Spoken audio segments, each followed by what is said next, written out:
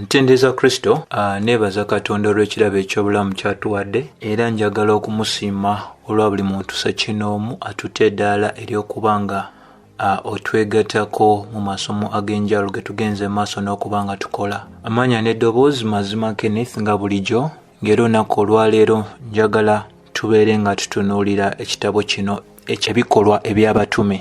Tutunuulidde ebitabo eby'enjawulo. Ekitabo kino kiri mu ngeri ya mboozi ng'era kinnyonnyola ebintu eby'enjawulo nga bwe tulaba endagaano enkadde, nga bwe tulaba enjiri ennya. Ate ekirala ekikulu eky'okuba nga tutegeera nti mu kitabo kino tweyongera okulaba nga omulimu ogwa Mukama waffe Yesu Kristo gwongerwayo mu maaso okuyita mu batume nga bagenze maaso n'okuba nga baweebwa obusobozi obw'Omwoyo Omutukuvu. Kitabo kino kyawandiikibwa omwami ayitibwa Dr. Luka, ng'era Dr. Luka ku bawandiisi 40 abawandiika ebitabo bya Bayibuli ye yekka munnamawanga eyawandiika mu Bayibuli. Gwe tusobola okugamba nti yawandiika enjiri eya Luka n'awandiika n'ekitabo ekiyitibwa eky'ebikolwa by'Abatume. Ebikulu ku ye kwe kutegeera nti yali atambula ne omutume Pawulo ku ngendo ez'enjawulo nga bw'olaba Abakolosaayo essuula ey'okuna, Timoseewo ekyokubiri essuula ey'okuna, naye nyweza ensonga y'emu.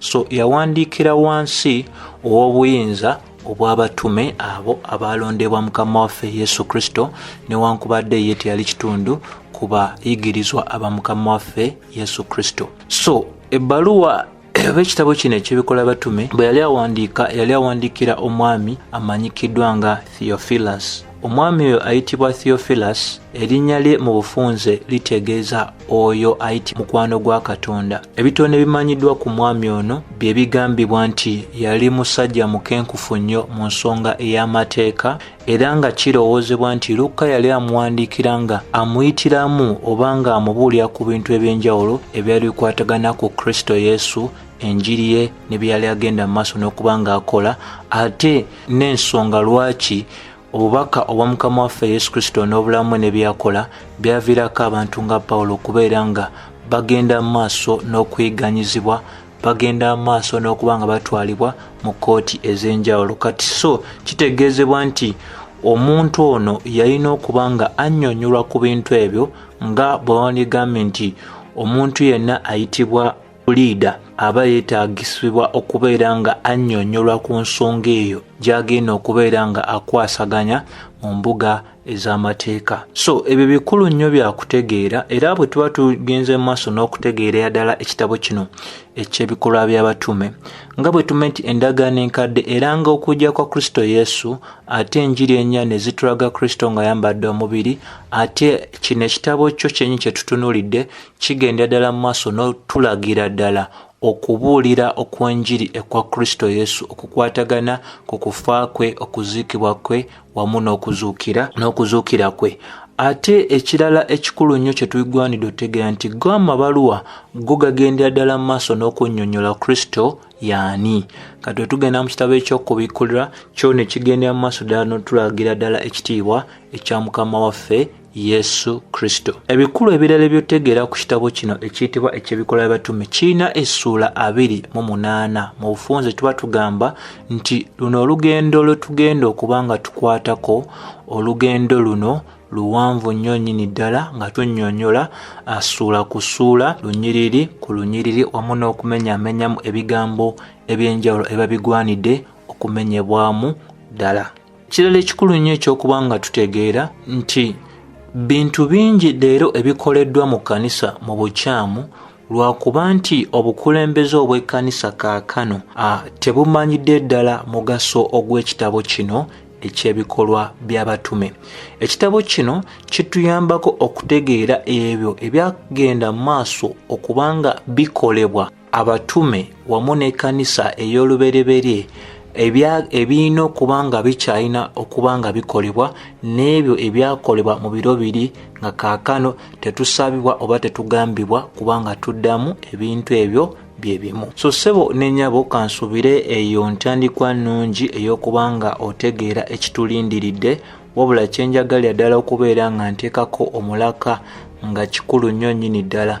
Bw'oba otegedde ekitabo kino oyambibwa mu ngeri y'okubeera nga okola ensobi ntono nnyo okusinziira ku ezo ezigenze mu maaso n'okuba nga zikolebwa mu kkanisa mu ngeri y'ebintu ebikolebwa bye tuyita embeera ey'okusinza. So bwe tuba tutandikidde ddala eri ebbaluwa oba enjiri eya Luka gyesembera ddala mu ssuula ya 24 kubanga eyo gye tuva ne tuyingira mu bikolwa by'abatume essuula esookera ddala. Bayibuli etulaga mu ssuula ya 24 olunyiriri lwa 36 nti Kristo Yesu yagenda mu maaso n'okubeera nga alabika masekati ag'abayigirizwa be, kwe kugenda mu maaso n'abagamba emirembe gibeere gye muli. Olwa 37 bonna ne babeera nga baali mu kutya n'okwewuunya okw'enjawulo nga balowooza nti balabye omuzimu. Olwa 38 n'abagamba nti temuganya mitima gyammwe kumalibwako mirembe era temuganya kubuusabuusa mitima gyammwe. Olwa 39 n'agamba mulabe emikono gyange, mulabe amagulu gange, musobola n'okuba nga munkwatako, mulabire ddala nti omuzimu tegulina mubiri ate era tegulina magumba, naye nze mbiyina. Olwana begamba era bwe yali amaze okwogera bino n'abalaga emikono gye n'abalaga n'amagulu ge. Olwa 41 bwe baali bakyali mu mbeera ey'okubuusabuusa olw'essanyu ery'amaanyi nga beewunyiza ddala, n'ayogera eri gye bali nti mulina kye mwalidde mmwe. Olwa 42 ne bamuwa ekitundu ekyennyanja ekyali kifumbiddwa era n'akikwata n'akirira ddala mu maaso gaabwe. Olwa 44 begamba nti olwo n'ayogera gye bali n'agamba bino bye bigambo bye nabagamba bwe nali nga nkyali wamu nammwe, nti buli kintu kyonna ekyawandiikibwa nga kinjogerako mu mateeka aga Musa, mu bannabbi, mu Zabbuli, byonna bituukiriziddwa era n'abikkula endowooza zaabwe bamutegeerere mu byawandiikibwa. Olwa 46 n'ayogera gye bali n'agamba nti kyawandiikibwa nti Kristo kyali kimugwanidde okubonaabona era ku lunaku olwokusatu azuukire okuva mu bafu. Olwa 47 era olwo okulangirira okwenenya n'ekisonyiwo eky'ebibi kiryoke bibeere nga biweebwa abantu mu linnya lyange mu mawanga gonna okutandikira e Yerusalemi. Olwa 48 era mmwe muli bajulizi aba bino. Bayibuli era egenda maaso n'egamba mu Lwa 49 era mulabire ddala nti ntuma okusuubiza okwa Kitange eri mmwe, era musigale mu kibuga paka omunaayambazibwa amaanyi okuva mu ggulu. So ekyo kikulu kya kutegeera ezo bwe tuneelunya olwa 36 paka olwa 49 lutuweera ddala ekyokubeera nga tutegeera ddala. Kati bwengera mu ssuula eno esookera ddala, Bayibuli etulaga nti bwe yali awandiika Dr. Luka agamba nti ebigambo biri nga byamala okwogerwa, Oweekitiibwa Theophilus, ku lw'ebintu byonna Kristo by'atandika okubeera ng'akola wamu n'okusomesa, aggulawo bino ng'amunnyonnyola ku muntu ono ayitibwa Kristo Yesu na biki byagenda mu maaso n'okuba ng'akola. Era ebyo binnyonnyolebwa ddala bulungi nnyo ebyawandiikibwa nga Matayo essuula ey'okuna olunyiriri lwa 23 lugamba nti Mukama waffe yatambula mu bitundu byonna ebya Galilaaya ng'asomesa mu sinagogo wamu n'okubuulira enjiri ey'obwakabaka n'okwonya endwadde zonna eza buli kika n'okulumizibwa kwonna mu masekati g'abantu. Ensonga era bwe tugira mu lunyiriri lwa 24 gamba nti era ettutumu lye ne lyeyongera ne lisaasaana mu Siriya, era ne bamuleetera buli muntu yenna eyali omulwadde nga ayina obulwadde obw'enjawulo n'abo bayiganyizibwa ebintu eby'enjawulo ng'emizimu, abo bonna n'abalina embeera ey'ensimbu bonna n'abalina obulema bonna n'abawonya. So bintu bingi Mukama waffe byagenda mu maaso n'okuba ng'akola, nti ekyasookera ddala ekikulu Bayibuli kyeraga nti mu masekkati g'okulangirira obwakabaka obwali busembedde n'abalaga nti obwakabaka bwe busembedde, bino bye birina okusuubirwa obwakabaka nga busembedde, omwali embeera ey'abantu okubeera nga bakola batya, nga bawonyezebwa endwadde ez'enjawulo. Mu Olwokubiri alagira ddala ng'agamba nti until the day in which he was taken up, yagenda mu maaso n'okuba ng'akola bulungi paka ku lunaku luli lwe yatwalibwa mu ggulu. Through the Holy Spirit had given commandments unto the apostles whom he had chosen. Nti paka ku lunaku lwe lwe yatwalibwa mu ggulu bwe yagenda mu maaso n'okuwa ebiragiro okuyita mu Mwoyo Mutukuvu eri ababatume byali akoze ki, byali alonze. Kaakati wano ssebo ne nnyabo awuliriza wenjagala okuteeka omulaka mu ddakiika z'ensigaza nti nga bwe tunnyonnyoddeko mu masomo gaffe ag'enjawulo, kino nakyo kikulu eba kigwanidde okuba nga kitegeerebwa nti Mukama waffe Yesu Kristo ayina abantu ab'enjawulo be yali alonze okwongerayo omulimo gwe mu ntandikwa oba mu biro eby'ekkanisa byali egenda okuba nga etandikira ddala. Abantu abo si balala naye abantu abo be bayitibwa abatume. Abatume kyekigambo kyekimu eky'Olyonaani ekiyitibwa apostolos, ekitegeeza omubaka, ekitegeeza omutume, ekitegeeza nti omuntu atumiddwa n'ebiragiro.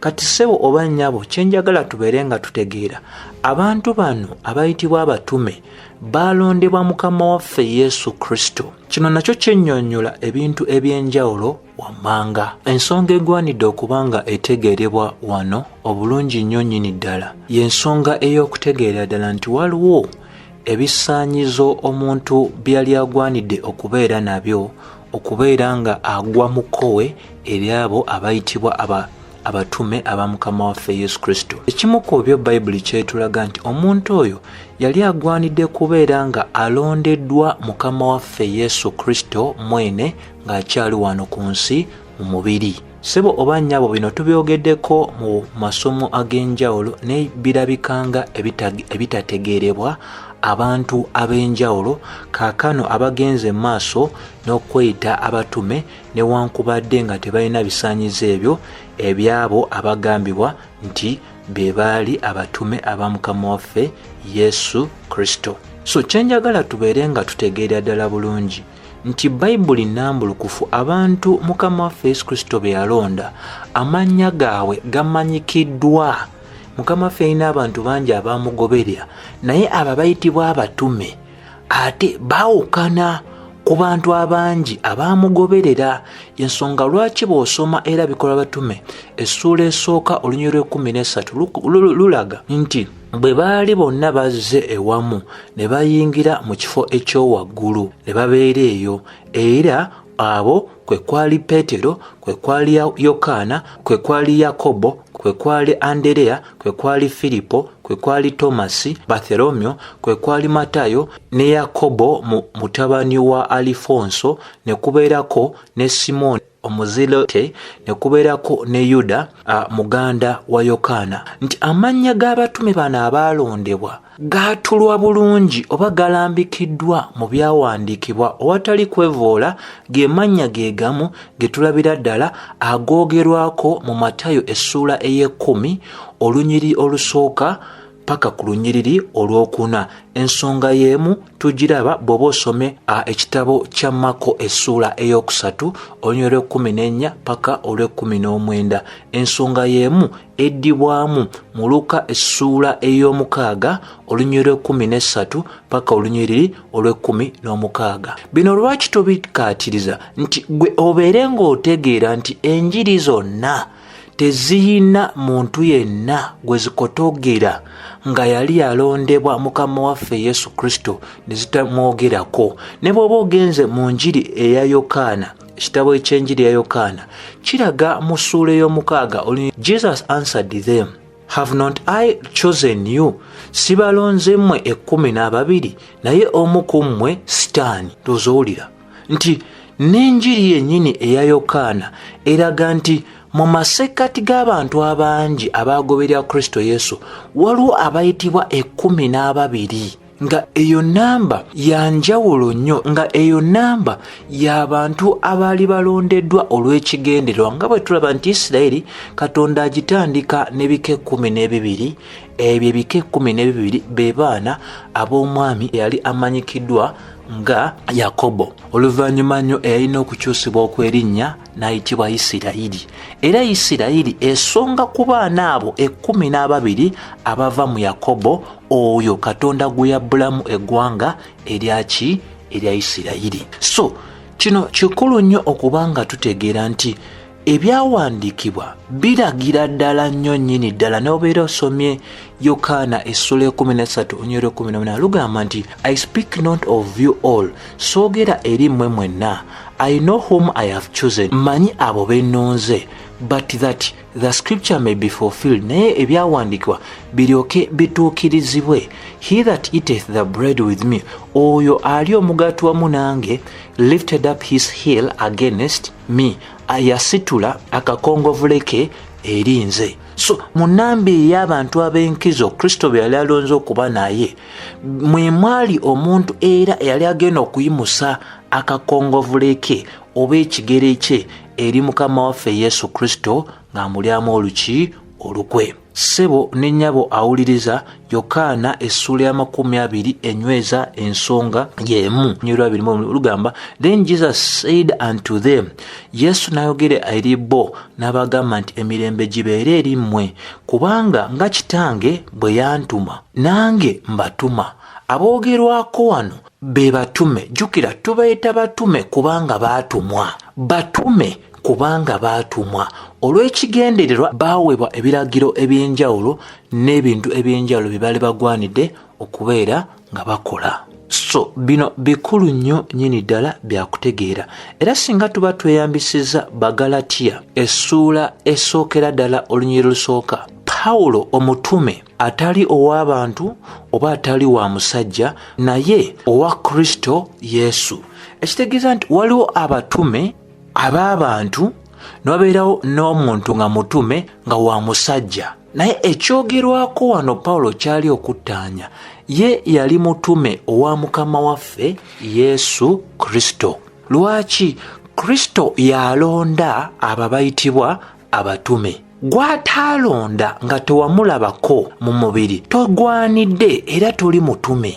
Yensonga lwaki twakola dda n'essomo erirambika ebintu bino wammanga. Erimu ku ssomo eryo ly'essomo erigamba nti kituufu yafeesi ey'obutume erumbiddwa, nga kitugezaako okulaga nti bantu bangi leero beeyisa abatume naye nga si batume. Omuntu nga yali mutume yalina kubeera nga yalondebwa Mukama waffe Yesu mwene ng'akyali kuno ku nsi ng'ayambadde omubiri. Ekirala ekikulu kye twogerako Bayibuli era kyenyweza eky'omuntu okuba nga yali mutume. Omuntu oyo kyali kimugwanidde okubeera n'obubonero n'ebyamagero nga Bakolinso ekyokubiri essula ey'12 olunyiri olw'11 n'olw'12 bwe lunywereza ddala. Abakolinso bwe baali babuusabuusa obutume obwa Pawulo, yabawandiikira nga bagamba, siri mutume? Obubonero obw'ekitume tebwakolebwa mu masekkati gammwe obungi ennyo n'ebyamagero? Kati kitegeeza nti omutume kyo kimugwanidde okubeera nga yalina obubonero n'ebyamagero nga byankizo, ng'ebyo biwolereza ng'oba ebyo bisongera ddala ku bubaka bwe yali aweereddwa, obumufuulira ddala okubeera nga wanjawulo, obumulagira ddala nti yali mutume owa Mukama waffe Yesu Kristo. So Kristo yabawa obubonero buno okubanga bubaawula ku bantu ab'enjawulo, era bwe bubonero bwebumu obwogerwako mu Mako essula ey'16 olunyiriri olw'14 paka olunyiriri olw'20. Ekyokusatu omuntu kyali agwanidde okubeera nakyo nga kisobola omufuula omutume owa Mukama waffe Yesu Kristo, yalina okubeerawo okuva ddala mu biro eby'okubatiza okwa Yokaana. Lwenjogerera ssebo oba n'ennyabo ampuliriza, tetulina muntu kaakano nga mulamu nga yali abaddewo okuviira ddala mu biro eby'okubatiza okwa Yokaana omubatiza. Ekyo kyali kyakusatu. Ekyokuna ng'ate nakyo era kyankizo nnyo. Omuntu oyo kyali kimugwanidde okubeera nga yasomesebwa Mukama waffe Yesu Kristo. Bayibuli nnambulukufu bulungi nti Pawulo yennyini gwe twogerako okuba nga ye mutume eyasemberayo ddala okuba nga alondebwa Mukama waffe Yesu Kristo. Pawulo yennyini annyonnyola mu Bagalatiya essula esooka olunyiriri lw'10 paka olw'12 ng'alagira ddala nga bwe yasomesebwa olw'okubikkulirwa okwa Mukama waffe Yesu Kristo. Ekirala,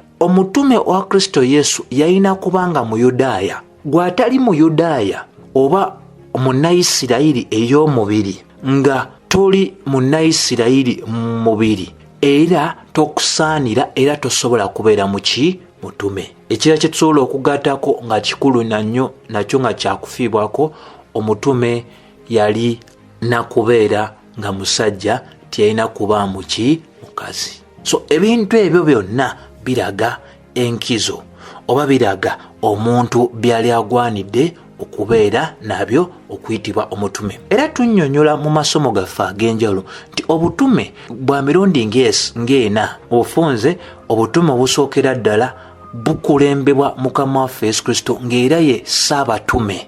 Obutume bwonna obw'emirundi 3 obusigadde buva mu Kristo Yesu, nga Bebulaniya essula 3 olunyiriri olusooka n'olwokubiri bwe lunywereza ddala obulungi. Obutume obwokubiri bwe bukolebwa abo 12 abatambula ne Mukama waffe Yesu Kristo be yalondera ddala abaali naye ng'enjiri 4 ziwandiikibwa, oba mu bulamu bwe ng'akyali ki ku nsi nga tannaba kufa wamu atera n'okuzuukira. Obutume obwo tebukyaliwo kubanga n'ekifo ekyali kisigadde okubanga kijjuzibwa mu Bikola Batume essula esookera ddala olunyiriri 15 paka olwa 26 bwe baateekawo omwami eyali ayitibwa Mathiyasi. So obwo butume bwaggalwawo dda, tebukyaliwo, era ayagala okweyita omutume nga agoberera obwo tasobola kubeera ng'asaanira, era abo be bantu abagezaako okubeera nga beefuulira ddala bassekigwanyizi wamu ne bannakigwanyizi abeetuuma ekyo ekitaabaweebwa, kubanga obwo butume tebuliiwo. Teri ali mu butume bwa Kristo, teri ali mu butume obwabo 12. Yensonga lwaki ku Bikolwa 21 olw'14 lulaga nti Bayibuli etulaga nti ku kisenge eky'ekibuga ekyo kya Yerusalemu enaava mu ggulu kujja kubeerako amannya g'abo abatume 12 abaali abalondebwa Mukama waffe Yesu Kristo. So ekitegeeza nti ennamba eyo teriiwo, kubanga ku Bikkulirwa etulaga amannya ag'abo 12 ge ganaabeera okwo. Ekitegeeza teriyo mutume wa 13 nga omutume oyo we13 kaakati naye Katonda yamugatta mu bali.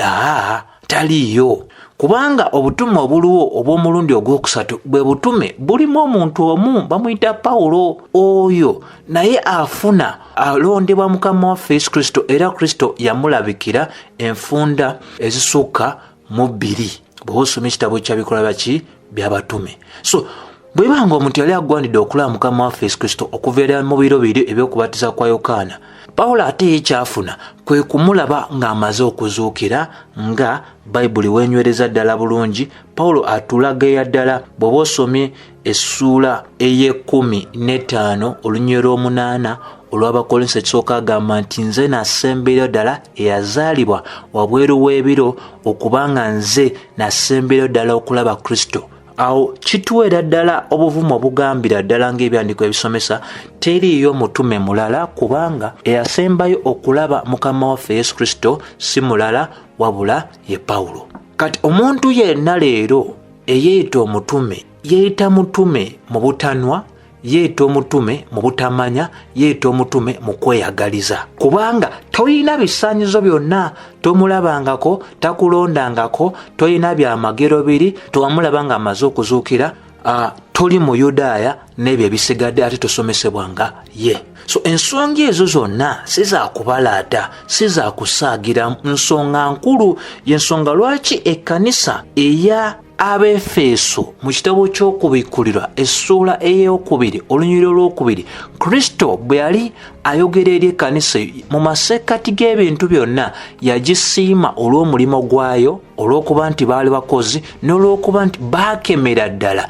era tebaagumira ddala abo abaali beeyita abatume ng'ate tebaali batume. Nti obulumbaganyi ku ofiisi ey'ekitume tebutandise mu biro byaffe, bwatandikira ddala mu biro biri eby'olubereberye ng'ekkanisa yakazaalibwa ng'abatume bakyalina balamu.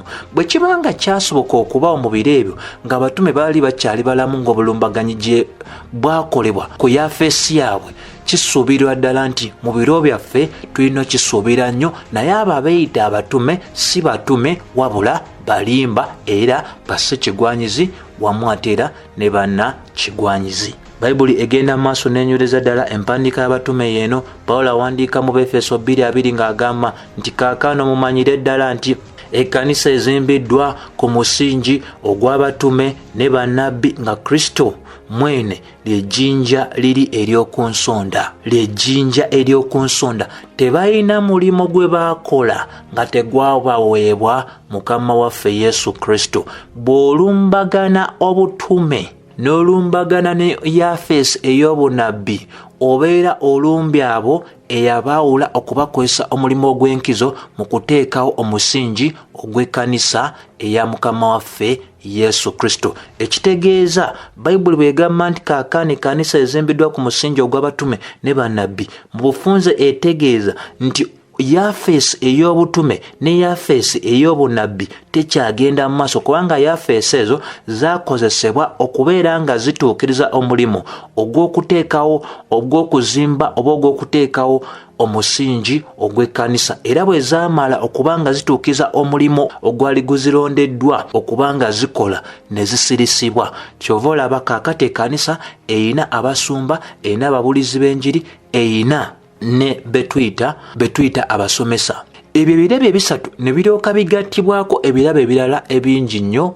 nnyini ddala nga Bayibuli bw'ebiraga mu ssuula ey'Abaluumi ey'e12, nga era Bayibuli bw'eraga ne mu Bakolinso ekisooka essuula ey'e12, omuli ebirabo ebimu ku byo ebikyagenda mu maaso n'okwakwadde ebimu byakoma n'abatume kwa byali bikwatagana n'obubonero wali buweereddwa abatume okuteeka omusingi ogw'ekkanisa. So simanyi bino nsobola binnyonnyola ntya okubeera nga buli omu ategeera kyeŋŋamba, naye amazima agalwage nti omuntu yenna akkiriza mu byawandiikibwa n'obisoma nga tobisomesa ndali, n'obisoma nga tobisomesa kajanja, n'obisoma nga tobisoma kubanga weenoonyezaamu kikyo. Kyenjagala okugamba ssebo oba nennyaba mpuliriza, Befeso 2:2 nambulukufu ekimala. Omusingi teguteekebwawo mirundi mingi, ne bw'eba nnyumba nga gy'osulamu. Kankubuuze ssebo ba nennyabo, ennyumba eyo omusingi gwayo gusimiddwa emirundi emeka? Bw'obanga kaakati oli mu nnyumba eyo, ssebo nennyabo, omusingi gwayo gwasimibwa dda. Ensonga lwaki osobola okubeeramu ennyumba? Lwaki ekkanisa eyina enjigiriza yaayo nga yakolebwa dda n'eteekebwawo? Kitegeereza ddala nti abatume ekyali kibagambiddwa okukola baakikola. Ensonga lwaki amabaluwa ago weegali nga gattaanyiza ddala ekkanisa okutegeera kiki eri mu Kristo, n'ekkanisa okuba nga etegeera ddala byegwanidde okukola ne byetagwanidde kuba nga ekola ki ng'ekola. So empandiika yaabwe Peetero bwe yali awandiika mu Peetero ekyokubiri essuula y'okusatu yagamba nti mmwe mufeeyo nnyo eri ebigambo ebyo ebyayogerwa bannabbi ba Katonda abatukuvu wamu naffe abatume aba Mukama waffe Yesu Kristo omulokozi.